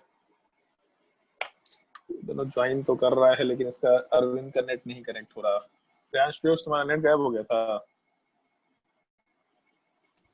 बस सर दूसरा बार हो गया यार, पता नहीं शुरुआत में कुछ हो गया था। ठीक है कोई नहीं। मिनट बाद आया। क्वेश्चन नोट करो, ये 9 क्वेश्चंस। और तुम्हारे ग्रुप में एक हम नोट्स भी भेजे हैं, उस नोट्स में हम पेज नंबर तुम लोग को मेंशन कर देते हैं। अगर इन केस रूल देखना होगा तो उस पेज नंबर में सीधा चले जाना, ज्यादा बेटर होगा। अगर रूल्स देखने होंगे तो सेम ही रूल्स लिखवा रखे होंगे, कोई डिफरेंस नहीं है, बस सीआईपी रूल अलग से मेंशन कर दिया होगा उसमें। और वर्कशीट 13 अभी सॉल्व मत करना, सॉरी डीपीपी 13 सॉल्व मत करना, अभी डीपीपी 13 अभी सॉल्व करने लायक नहीं है।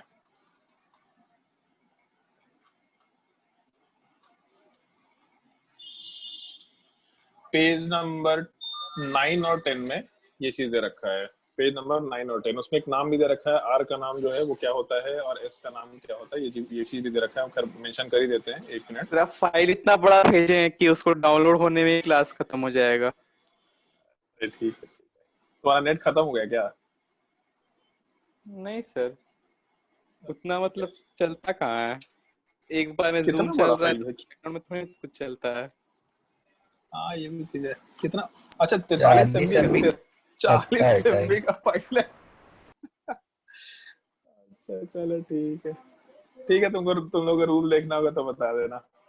आर का ध्यान रखना, आर जो वर्ड है ये रेक्टस वर्ड से लिया गया है, और एस वाला जो वर्ड है वो सिनिस्टर वर्ड से लिया गया है। ये वर्ड थोड़ा ध्यान रखना। वैसे क्योंकि आरएस नोमेनक्लेचर अपने सिलेबस का पार्ट नहीं है, तो ये वर्ड अपने काम का नहीं है, मेरे हिसाब से एकदम काम का नहीं है।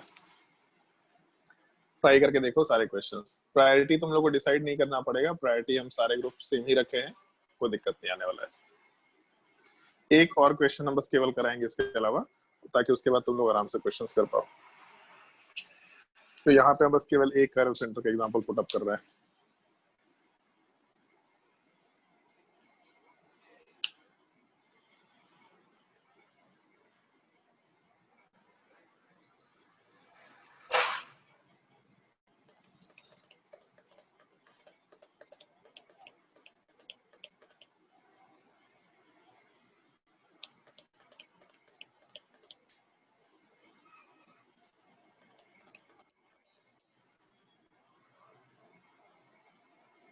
फिर अरविंद का नेट गायब हो गया।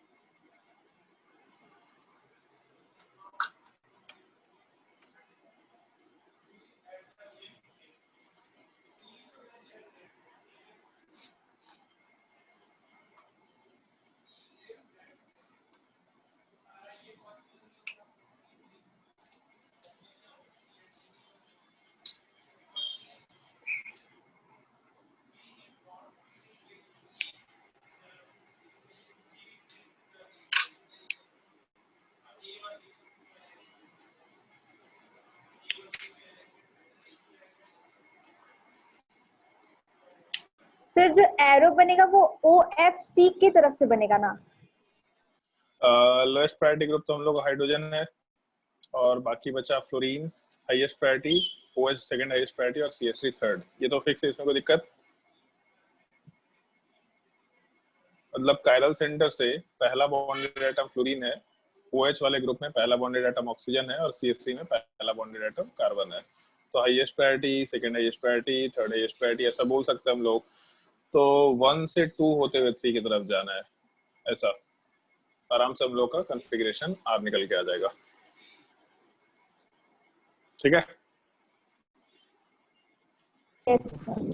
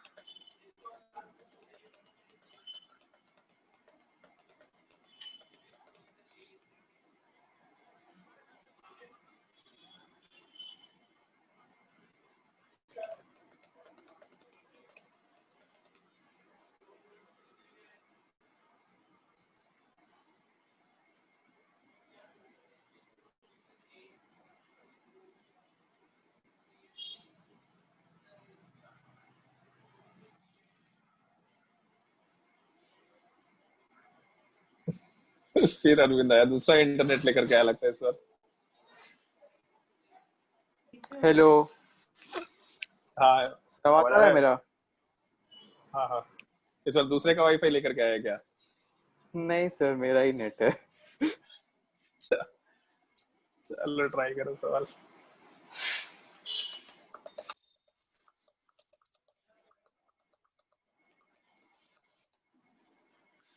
सेकंड वाले केस में हमको कॉन्फ़िगरेशन दिख रहा है एस, थर्ड वाले केस में कॉन्फ़िगरेशन दिख रहा है एस, फोर्थ वाले केस में, अच्छा सॉरी, फोर्थ वाले में हाइड्रोजन छूट गया, हाइड्रोजन होना चाहिए। फोर्थ वाले केस में कॉन्फ़िगरेशन दिख रहा है आर। तुम में से कोई आदमी हमको 5 नंबर का कॉन्फ़िगरेशन बताओ, विद इन 10 सेकेंड हम बाकी चारों का कॉन्फ़िगरेशन बता देंगे। कोई भी आदमी सही सही कॉन्फ़िगरेशन बताना। सही है ना? मान के चल रहे हैं। अगर इसमें आर है तो यहाँ वाले पार्ट में एस निकल के आ जाएगा, यहाँ वाले पार्ट में हम लोगों का 3S निकल के आ जाएगा, यहाँ वाले पार्ट में हम लोगों का आर निकल के आ जाएगा, और यहाँ वाले पार्ट में हम लोगों का आर निकल के आ जाएगा। और हम इसमें एरो की बात नहीं कर रहे हैं, इसलिए भी तुम लोगों को बोला है, जैसे हम जो तरीका बताएंगे वो तरीका, ऑल्दो हम नहीं चाहते कि इस चीज को हम इंटरनेट पे डालें, मतलब इस लेक्चर को, क्योंकि वो जो तरीका स्विचिंग वाला पार्ट है, क्वेश्चन को इंटरचेंज या स्विचिंग के तरीके से ही सॉल्व करना, ये लोग जो ये तरीका फॉलो करते हैं RS नोमेनक्लेचर वाला पार्ट, ये उतना सही तरीका नहीं होता है, क्योंकि एक तो तरीका एनसीईआरटी में दे नहीं रखा, पहला चीज। दूसरा तरीका थोड़ा लेंदी प्रोसेस है, क्यों है आएंगे उस चीज पे हम लोग। बट पहला चीज, जैसे पहले वाले केस में तो आर कॉन्फ़िगरेशन है, दूसरे वाले केस में अगर स्टैंडर्ड तरीके से निकाले तो highest priority fluorine, OH second highest priority, CH3 third highest priority, तो 1 से 2 होते हुए एंटी क्लॉकवाइज एरो मतलब S होना चाहिए।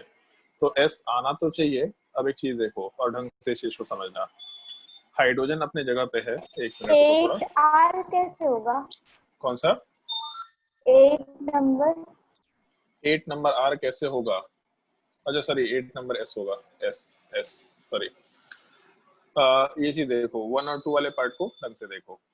1 और 2 वाले पार्ट को अगर हम कंसिडर करें तो इस केस में हाइड्रोजन अपने जगह पे है, कोई चेंजेस नहीं है।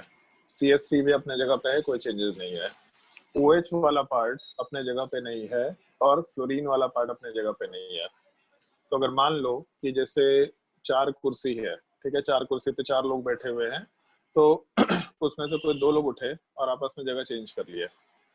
तो 2 लोग अगर अपना जगह चेंज किए, मतलब मान लो कि ऐसा लिख दिया है हम कि ऐसा नीचे मेंशन कर रहे हैं कि एक चेयर था, दूसरा चेयर था, तीसरा चेयर था और चौथा चेयर था। एक में ए बैठा है, एक में बी बैठा है, एक में सी बैठा है, एक में डी बैठा है, एक सर्टेन टाइम के बाद T1 टाइम पे। T2 टाइम पे ए वाला पार्ट, बी वाला पार्ट वहीं दिखा, लेकिन डी वाला पार्ट हमको दूसरी जगह दिखा, मतलब डी वाला पार्ट सी के जगह पे दिखा। तो ऑब्वियस सी बात है कि सी वाला पार्ट भी डी की जगह पे दिखेगा। तो अगर डी को उठा के सी में डालेंगे तो बाय डिफॉल्ट सी वाले पार्ट को डी में डालना पड़ेगा। तो जब भी 2 ग्रुप अपने जगह पे नहीं दिखेंगे तो दोनों आपस में एक एक्सचेंज करेंगे, मतलब 2 ग्रुप मिलके एक एक्सचेंज किया करते हैं हमेशा। जब भी कभी 2 ग्रुप अपने जगह पे नहीं दिखेंगे, जैसे यहाँ पे OH ग्रुप है और फ्लोरीन ग्रुप है, ये दोनों अपने जगह पे नहीं दिख रहा है, 2 ग्रुप अगर अपने जगह पे नहीं है तो एक स्विच बोल सकते हैं इस चीज को। एक स्विच का मतलब सिंपली OH वाला पार्ट और ये जो फ्लोरीन वाला पार्ट है, ये दोनों आपस में एक एक्सचेंज कर लिए, एक इंटरचेंज कर लिए, एक स्विचिंग कर लिए। और अगर एक स्विच करते हैं तो कॉन्फ़िगरेशन इन्वर्ट हो जाता है, तो पहले में अगर आ रहा है तो दूसरे वाले पार्ट में एस कॉन्फ़िगरेशन होगा ही होगा, ऐसा बोल सकते हैं। थर्ड वाले पार्ट की बात करते हैं। थर्ड वाले केस में H वाला पार्ट अपने जगह पे दिख रहा, फ्लोरीन वाला पार्ट अपने जगह पे दिख रहा, लेकिन CH3 अपने जगह पे नहीं है और OH भी अपने जगह पे नहीं है। तो अगर फिर से 2 ग्रुप अपने जगह पे नहीं है, इसका मतलब एक स्विच बोल रहे हैं हम लोग। अगर एक स्विच होता है तो आर कॉन्फ़िगरेशन वाला पार्ट एस में कन्वर्ट हो जाएगा, ऐसा आराम से बोल सकते हैं। तो आंसर डायरेक्टली निकालने आना चाहिए नो डाउट, लेकिन इसके अलावा ये स्विचिंग का पार्ट भी सीखना है अपने को। अब एक और चीज देखो, पहले वाले केस में तो हम छोड़ देते हैं, दूसरे वाले केस की बात करते हैं, सेकंड और थर्ड। H अपने जगह पे है, फ्लोरीन अपने जगह पे, यहाँ पे OH दे रखा, OH की जगह पे OH नहीं है, फ्लोरीन की जगह पे फ्लोरीन नहीं है और CH3 की जगह पे CH3 नहीं है। तो अगर कभी भी 2 ग्रुप अपने जगह पे नहीं है, एक स्विच।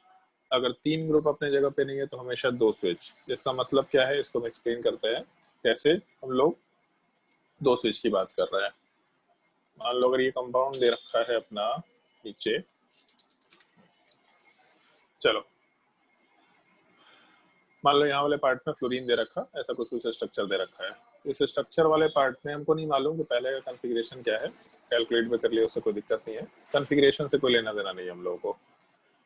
हम लोगों को CH3 अपने जगह पे नहीं दिख रहा, फ्लोरीन अपने जगह पे नहीं दिख रहा और OH अपने जगह पे नहीं दिख रहा। 3 ग्रुप अगर अपने जगह पे नहीं है, इसका मतलब हम लोग 2 स्विच बोलेंगे। कैसे 2 स्विच, तो ऐसा कर सकते हैं, जैसे एक चीज देखो, यहाँ पे हम लोग का जो CH3 वाला पार्ट है वो हम लोग को लेफ्ट साइड में दिख रहा, दूसरे वाले स्ट्रक्चर में। ऊपर वाले में, मतलब पहले वाले में ऊपर दिख रहा, लेकिन दूसरे वाले में आप नीचे लेफ्ट साइड में दिख रहा। फ्लोरीन वाला जो पार्ट है ये हम लोग को नीचे लेफ्ट साइड में दिख रहा है पहले वाले में, जबकि दूसरे वाले में राइट साइड में दिख रहा। तो हम एक काम करते हैं, हम पहले फ्लोरीन को अपने सही जगह पे लेके आ जाते हैं दूसरे स्ट्रक्चर में। तो फ्लोरीन और OH को आपस में एक बार स्विच कर दिया। फ्लोरीन को अगर OH के जगह पे डाले और OH को फ्लोरीन की जगह पे, तो अपना एक स्विच कंप्लीट होगा अभी। तो फ्लोरीन जगह पे आ गया, लेकिन हम लोग का CH3 और OH अपने जगह पे नहीं है। तो फिर से अब हम लोग इस OH ग्रुप को और इस CH3 ग्रुप को भी आपस में स्विच कर सकते हैं। तो ये OH ग्रुप ऊपर जाएगा और CH3 वाला पार्ट नीचे आएगा। तो ये पहला स्विच हो गया था और ये दूसरा स्विच हो गया था। अब OH वाला पार्ट आ गया, CH3 वाला पार्ट आ गया और फ्लोरीन वाला पार्ट आ गया। मतलब अगर 2 स्विच करते तो तीनों ग्रुप हम लोग को सही जगह पे मिल जाते। तो हमेशा इस चीज का ध्यान रखना, 2 ग्रुप जगह पे नहीं है, एक स्विच। 3 ग्रुप अपने जगह पे नहीं है, 2 स्विच। 4 ग्रुप अपने जगह पे नहीं है तो हो सकता है कि 2 ही स्विच हो जाए, जैसे ये एक पॉसिबिलिटी है। मान लो ऐसा ग्रुप दे रखा CH3, H, OH और F, और दूसरी पॉसिबिलिटी ये दे रखा फ्लोरीन, CH3, H और OH।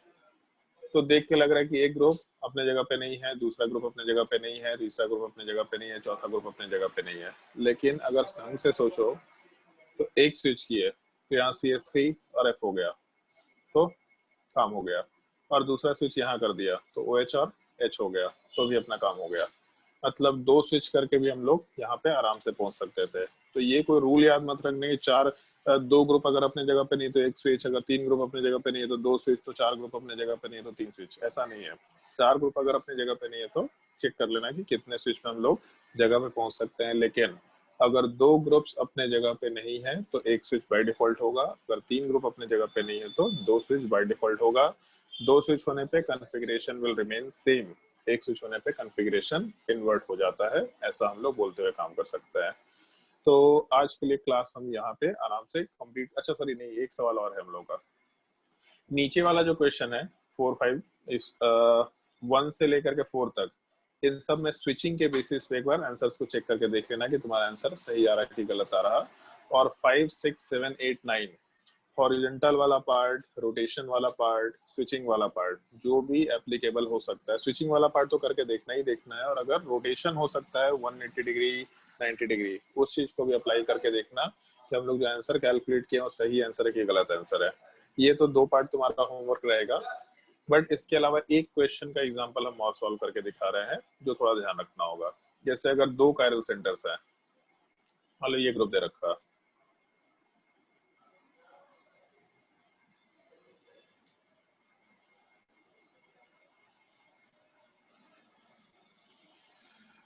मान लो ये कंपाउंड दे रखा। इस कंपाउंड वाले पार्ट में अगर हम लोगों को कायरल सेंटर का कॉन्फ़िगरेशन निकालना है तो पहला चीज तो ये कि कायरल सेंटर्स कितने हैं। तो इस कार्बन पे sp3 हाइब्रिडाइजेशन है और चारों ग्रुप्स अलग है। अब इसमें एक चीज ध्यान रखना है, इस कार्बन पे 4 ग्रुप मतलब हाइड्रोजन हो गया, फ्लोरीन हो गया, CH3 हो गया, और ये पूरा ग्रुप एक ग्रुप है। भले ही इसमें भी कायरल सेंटर, लेकिन ये पूरा का पूरा एक ग्रुप ही है, ऐसा हम लोग बोलते हुए चल रहे हैं। तो अगर हम लोगों का एक कायरल सेंटर दे रखा है तो उस कायरल सेंटर वाले पार्ट पर हम लोग आराम से 4 ग्रुप लेके चल रहे हैं, मतलब यहाँ पे कायरल सेंटर तो है। नीचे वाले में फ्लोरीन ग्रुप हो गया, CH3 ग्रुप हो गया, OH ग्रुप हो गया, और ये ऊपर का पूरा ग्रुप कंसिडर कर सकते हैं। तो यहाँ पे हम लोग का 4 ग्रुप वाला पार्ट दे रखा है, कायरल सेंटर वाला पार्ट नीचे को भी कंसिडर कर सकते हैं। अब यहाँ पे अगर हम लोग ऊपर वाले पार्ट में प्रायोरिटी की बात करें, एक काम करते हुए हम थोड़ा जिंदगी आसान रख देते हैं, हम नीचे CH3 को नीचे कर देते हैं और OH वाले पार्ट को राइट साइड में कर देते हैं। अभी के लिए OH राइट साइड में हो गया और यहाँ CH3। चलो ध्यान दो, ऊपर वाले पार्ट में अगर हम लोग कॉन्फ़िगरेशन निकालेंगे तो हाइड्रोजन एटम है सबसे पहला, दूसरा यहाँ फ्लोरीन एटम है, तीसरा यहाँ CH3 ग्रुप है, और चौथा नीचे का ये पूरा ग्रुप है। तो अच्छे ढंग से देखना है इसमें कि नीचे वाले ग्रुप में बेसिकली यहाँ पे एक कार्बन दे रखा है सबसे पहले, तो यहाँ पे कार्बन हो गया, कार्बन के ऊपर एक OH ग्रुप है, फ्लोरीन ग्रुप है और CH3 ग्रुप है। मतलब बेसिकली चौथा ग्रुप कुछ इस टाइप का, ये कार्बन, इसके ऊपर CH3, इसके ऊपर OH, इसके ऊपर फ्लोरीन ग्रुप है। तो H F OH और उसके अलावा हम लोगों का ये पूरा का पूरा group, sorry H F CH3 और ये पूरा का पूरा ग्रुप। अगर इसमें प्रायोरिटी डिसाइड करें तो हाइड्रोजन तो लोएस्ट प्रायोरिटी होगा। फर्स्ट बॉन्डेड एटम फ्लोरीन है, फर्स्ट बॉन्डेड एटम कार्बन है, फर्स्ट बॉन्डेड एटम कार्बन है, तो फ्लोरीन बॉन्डेड एटम में सबसे हाईएस्ट एटॉमिक नंबर है, सबसे हाईएस्ट प्रायोरिटी हो जाएगा। CH3 को कंसिडर करें तो CH3 में पहला बॉन्डेड एटम कार्बन, वो तो नीचे वाले ग्रुप में भी है, मतलब CH3 में फर्स्ट बॉन्डेड एटम कार्बन, नीचे भी कार्बन, तो फर्स्ट बॉन्डेड एटम तो दोनों में सेम है, तो सेकंड बॉन्डेड एटम पे जाएंगे जो कि यहाँ हाइड्रोजन है, और यहाँ पे फ्लोरीन को कंसिडर करेंगे हम लोग। तो हम लोग का फ्लोरीन वाला पार्ट की वजह से ये जो नीचे का ग्रुप, ये पूरा का नीचे का ग्रुप, इस पूरे ग्रुप को हम लोगों को third priority, sorry second priority देना पड़ेगा, और ये CH3 ग्रुप वाला पार्ट हम लोग का थर्ड प्रायोरिटी निकल के आएगा। तो अगर कभी भी ऐसा फिशर प्रोजेक्शन में 2 कायरल सेंटर ऊपर नीचे दिया तो ध्यान रखना है कि नीचे के ग्रुप में कौन कौन से एटम्स अटैच्ड हैं, उसमें हम लोग प्रायोरिटी नॉर्मली गलती कर दिया करते हैं, बट ठीक है, एक बार गलती होता है तो सीख लेते हैं, कोई दिक्कत नहीं होता है ऐसा। अब हम लोग का 1 से 2 होते हुए 3 की तरफ जाना है, तो 1 से नीचे वाला ग्रुप 2, फिर 3, इसका मतलब anti clockwise arrow, S configuration बोल सकता है। तो ऊपर वाले कायरल सेंटर पे हम लोग का कॉन्फ़िगरेशन एस निकल के आएगा, ये कंसिडर किया जा सकता है। नीचे वाले पार्ट की बात करते हैं। नीचे वाले पार्ट में fluorine atom, first bonded atom, oxygen वाला ग्रुप जो है OH ग्रुप, उसका oxygen atom, first bonded atom, नीचे वाले पार्ट में कार्बन, फर्स्ट बॉन्डेड एटम, और ऊपर में भी कार्बन, फर्स्ट बॉन्डेड एटम। तो नीचे वाले कायरल सेंटर से हम लोग के फर्स्ट बॉन्डेड एटम में फ्लोरीन, ऑक्सीजन, कार्बन कार्बन है, तो ऑब्वियस सी बात है फ्लोरीन वाला पार्ट हाईएस्ट प्रायोरिटी होगा, OH वाला पार्ट सेकंड हाईएस्ट प्रायोरिटी होगा, और नीचे का CH3 और ऊपर का कार्बन दोनों फर्स्ट बॉन्डेड एटम है, दोनों कार्बन है, काम का नहीं है, तो हाइड्रोजन पे गए और यहाँ फ्लोरीन पे गए, मतलब फिर से ऊपर वाला जो ग्रुप है ये अपना टॉप प्रायोरिटी का निकल के आ जाएगा, आराम से ऐसा बोल सकते हैं। तो इस केस में टॉप नहीं, थर्ड नंबर प्रायोरिटी का निकल के आ जाएगा, तो CH3 4th प्रायोरिटी पे गया। तो 1 से 2, 2 से 3, मतलब हम लोग का एंटी क्लॉकवाइज एरो यहाँ पे भी निकल के आ रहा है और वर्टिकल लाइन पे हम लोग का लोएस्ट प्रायोरिटी ग्रुप है, तो अपना जो आंसर है वही आंसर निकल के आना चाहिए। तो नीचे वाले पार्ट में भी एस कॉन्फ़िगरेशन बोला जा सकता है। नीचे वाले सवाल में अगर किसी को कोई डाउट है क्वेश्चन नंबर 10 में, तो पूछ लेना आराम से, कोई भी डाउट होगा तो आराम से पूछ सकते हैं।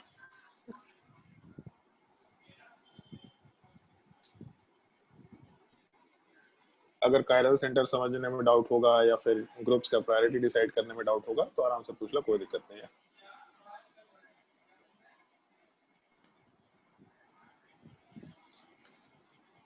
अगर डाउट नहीं है तो फिर तो हमको मेरे लिए बहुत अच्छा चीज है, फिर तो हम वर्कशीट में आज खूब होमवर्क दे सकते हैं। नहीं, खूब तो नहीं दे सकते बेसिकली, लेकिन एक सवाल है जिसमें कायरल सेंटर का कॉन्फ़िगरेशन निकालने का पार्ट होगा ये चीज। Worksheet number 13, right the RS configuration of the following compound. इसमें जैसे ये एक सवाल की बात कर रहे हैं, क्वेश्चन नंबर 11, ये सवाल अच्छा सवाल है। इसमें है 3 डायमेंशनल मॉलिक्यूल, थोड़ा इमेजिनेशन यूज करके देखना पड़ेगा, सोच के देखना कि इसका आंसर क्या हो सकता है। सवाल बहुत अच्छा दे रखा है और जिस कंपाउंड में, ये हम केवल एक तुम लोग को हिंट दे रहे हैं, पहले तुमको खुद से ट्राई करना है फिर हम बात करेंगे। जिस कंपाउंड में लोएस्ट प्रायोरिटी ग्रुप डैश पे नहीं है वहां पे स्विचिंग करके लोएस्ट प्रायोरिटी ग्रुप को डैश पे डालना, बट हमेशा 2 स्विच करना। एक कायरल सेंटर पर हम लोग हमेशा एक ही कायरल सेंटर के स्विच को कंसिडर करते हैं। अगर इस पे एक स्विच किया तो दूसरा स्विच इसी पे करेंगे। ऐसा नहीं कि एक स्विच यहाँ कर दिया और एक स्विच यहाँ कर दिया, तो उसको इवन नंबर ऑफ स्विच मानेंगे। हमेशा जो स्विचिंग का कंसेप्ट है वो एक कायरल सेंटर के लिए एप्लीकेबल होता है। तो जब भी कभी, जैसे मान लो कि ऐसा सवाल दे रखा होता कि, एक मिनट को ये मेंशन कर देते हैं, मान लो ऐसा सवाल दे रखा है, एक छोटा सा सवाल डिस्कस कर रहा है, मान लो ये कंपाउंड दे रखा और इसका बोला है प्रायोरिटी निकालना है। तो इस बार हम लोग का लोएस्ट प्रायोरिटी ग्रुप हाइड्रोजन वाला पार्ट, ये तो सॉलिड की तरफ आ रहा, तो इधर इमेजिनेशन यूज कर लो और नहीं तो फिर इमेजिनेशन में दिमाग मतलब आप स्विचिंग कर लो। करना क्या है अपने को, तो lowest priority group dash line पे होना चाहिए, लेकिन डैश लाइन वाले पार्ट पे तो कोई और ग्रुप दे रखा है। तो स्विचिंग करके हम लोग इस लोएस्ट प्रायोरिटी ग्रुप को डैश पे लेके जाएंगे, लेकिन हमेशा ध्यान रखना एक स्विच करते हैं तो कॉन्फ़िगरेशन इन्वर्ट हो जाता है, तो हमेशा इवन नंबर ऑफ स्विचेस करना है। ये एकदम हैबिट बना लो। जब भी कभी एक कायरल सेंटर पे स्विच करेंगे, जैसे कोई लोग बोल सकते हैं कि सर हम लोग ऐसा भी तो कर सकते हैं कि एक स्विच किया फिर हम लोग का ग्रुप जो आ गया उसका आंसर निकाले उसको उल्टा कर लिया, कर सकते हैं, लेकिन ये शॉर्ट टर्म टाइप का चीज हो जाएगा। आगे हम लोग कहीं भी स्विचिंग का एप्लीकेशन अगर यूज करेंगे तो हमेशा इवन नंबर ऑफ स्विच किया करेंगे, हमेशा इवन नंबर ऑफ स्विच। तो इसलिए अभी से ही हैबिट बना लो कि जब भी कभी हम लोगों का लोएस्ट प्रायोरिटी ग्रुप डैश पे नहीं है और उसको डैश पे लेके जाना है तो हमेशा इवन स्विच करेंगे। इवन स्विच करने का मतलब एक स्विच यहाँ कर लिया तो H वाला पार्ट हम लोग का ऐसा कुछ निकल के आएगा, CH3 ऊपर रहेगा, वो H वाला पार्ट अपने जगह पे रहेगा, सॉलिड वाले पार्ट पे फ्लोरीन है और डैश वाले पार्ट पे H आ गया। H डैश पे तो आ गया है, लेकिन हम लोग एक स्विच कभी कर नहीं सकते, ये हम लोग के साथ दिक्कत है। हम लोग जब भी कभी स्विचिंग करेंगे तो हमेशा इवन नंबर ऑफ स्विचिंग किया करेंगे। तो क्या करें यहाँ पे, तो हमेशा एक और स्विच कर लेंगे और जिस कायरल सेंटर पे स्विचिंग किया था उसी पे इवन स्विच करना है हमेशा। तो यहाँ पे H वाला पार्ट को छोड़ देते हैं क्योंकि अपने सही जगह पे चला गया। अब इसको स्विच करो या इसको स्विच करो या इसको स्विच करो, कोई फर्क नहीं पड़ता, किसी भी पार्ट को स्विच कर लो अपना काम हो जाएगा। तो अगर मान लो हम लोग इसको स्विच कर लेते हैं तो इस केस में हम लोग का ऊपर फ्लोरीन जाएगा, यहाँ लेफ्ट साइड में OH जैसा था वैसे ही रह गया, सॉलिड वाले पार्ट पे CH3 और डैश वाले पार्ट पे H। अब हम लोग का लोएस्ट प्रायोरिटी ग्रुप डैश पे है, हाईएस्ट प्रायोरिटी ग्रुप ऊपर है, सेकंड हाईएस्ट प्रायोरिटी ग्रुप वाला पार्ट OH लेफ्ट साइड में दे रखा और CH3 राइट साइड में। तो 1 से 2 होते हुए 3, इसका मतलब S कॉन्फ़िगरेशन होगा। अगर S कॉन्फ़िगरेशन इसका है तो 2 स्विच पहले भी कॉन्फ़िगरेशन S ही रहा होगा, ऐसा हम लोग आराम से निकाल सकते हैं। ये एक छोटे से पार्ट का थोड़ा ध्यान रखना होगा कि अगर लोएस्ट प्रायोरिटी ग्रुप डैश पे नहीं है तो उसको स्विच करके डैश पे ले आओ, और स्विच करके अगर डैश पे लाते हैं तो उसके में हमेशा इवन स्विच करेंगे। अभी से इवन स्विच का हैबिट डालने की कोशिश करना। अब अगर किसी को कोई डाउट है तो आराम से पूछ सकता है, और अगर डाउट नहीं है तो वर्कशीट नंबर 13 वाला पार्ट पूरा सॉल्व कर सकते हैं आराम से। इसमें 12 क्वेश्चन है, काफी अच्छे क्वेश्चन दे रखे हैं, आराम से क्वेश्चन सॉल्व हो जाएगा। और उसके बाद 14 नंबर तो POS US हम लोग नेक्स्ट क्लास में। आज ज्योत्सना का एक सवाल थोड़ा मिस हो गया, जो एक सवाल पूछी कि सर कायरल सेंटर हम लोग पढ़ते क्यों हैं। उस कैरल सेंटर वाले पार्ट का सवाल मिस हो गया, वो हम लोग नेक्स्ट क्लास में सबसे पहले उसी सवाल का डिस्कशन कर लेंगे। सबसे पहले हम लोग उसी सवाल का डिस्कशन कर लेंगे ज्योत्सना वाला, कि हम लोग कायरल सेंटर का क्या एप्लीकेशन ले सकते हैं। तो जैसे हम लोग plane of symmetry, centre of symmetry की बात करते हैं कि कंपाउंड ऑप्टिकली एक्टिव है इनएक्टिव है, तो वहां पे कायरल सेंटर का सबसे एलिमेंट्री एक पॉइंट निकल के आता है। हम लोग नेक्स्ट क्लास में सबसे पहला पॉइंट वही डिस्कस करेंगे, और अगर किसी को कोई डाउट है तो पूछ सकते हैं आराम से।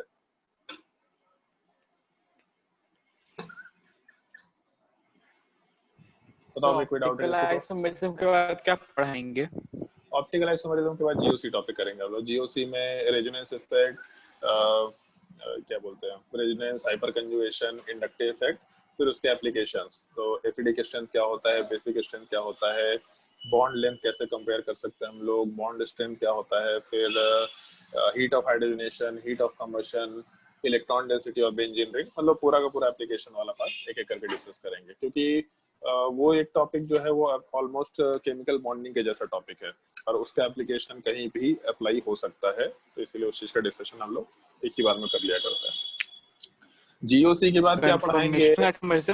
हाँ सॉरी, कन्फर्मेशनल आइसोमेरिज्म तो रहेगा, तो बाय डिफॉल्ट रहेगा, बट कन्फर्मेशनल आइसोमेरिज्म के बाद की बात कर रहे हैं, मतलब आइसोमेरिज्म तो एक ही साथ पढ़ाएंगे, उसके बाद फिर हम लोग जीओसी की बात करेंगे। जीओसी के बाद हो सकता है कि हम तुम लोग एमएस चौहान बनाने बोले, और एमएस चौहान में बहुत सारे क्वेश्चंस है, तो उस केस में हम हो सकता है कि एक नया कोई टॉपिक शुरू कर दे, छोटा सा फिजिकल केमिस्ट्री का टॉपिक, वो खत्म होगा तो फिर वापस ऑर्गेनिक केमिस्ट्री शुरू करेंगे। वो हम देख लेंगे एक बार, हम लोग हम एक बार थोड़ा प्लान अपना वापस से सॉर्ट आउट करेंगे केवीपीओए के अकॉर्डिंग, और उसका से भी डिस्कशन कर लेंगे क्या क्या टॉपिक हम लोग डिस्कस कर सकते हैं, उसका इनऑर्गेनिक कहाँ तक खत्म हो जाएगा। अगर मेरा ऑर्गेनिक खत्म होना है तो हम ऑर्गेनिक खत्म कर लेंगे, कोई दिक्कत नहीं है। मैथ्स वैसे तुम लोगों का बहुत खत्म हो गया है, तो इसलिए हम लोग आराम से, फिजिक्स से बहुत खत्म हो गया है, तो केमिस्ट्री में हम पूरा अगर ऑर्गेनिक इनऑर्गेनिक खत्म करवा दे तो तुम लोगों की भी ऐसे ही अच्छा चला जाएगा। और कोई डाउट किसी को? बताओ भाई कोई डाउट? अगर डाउट नहीं है तो नेक्स्ट क्लास में वर्कशीट नंबर 13 पूरा सॉल्व करके आना। डीपीपी अभी सॉल्व एक क्लास के लिए मत करना, उसमें पीयूएस का एक सवाल दे रखा है शायद से, बट बाकी सवाल सॉल्व कर सकते थे, लेकिन फिर भी सॉल्व मत करना। डीपीपी नंबर 13 उसको नेक्स्ट क्लास में एक बार सॉल्व कर ले तो ज्यादा बेटर होगा।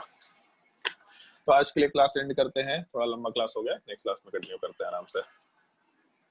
आज के लिए इतना ही। Thank you sir. Okay, bye bye. Thank you sir.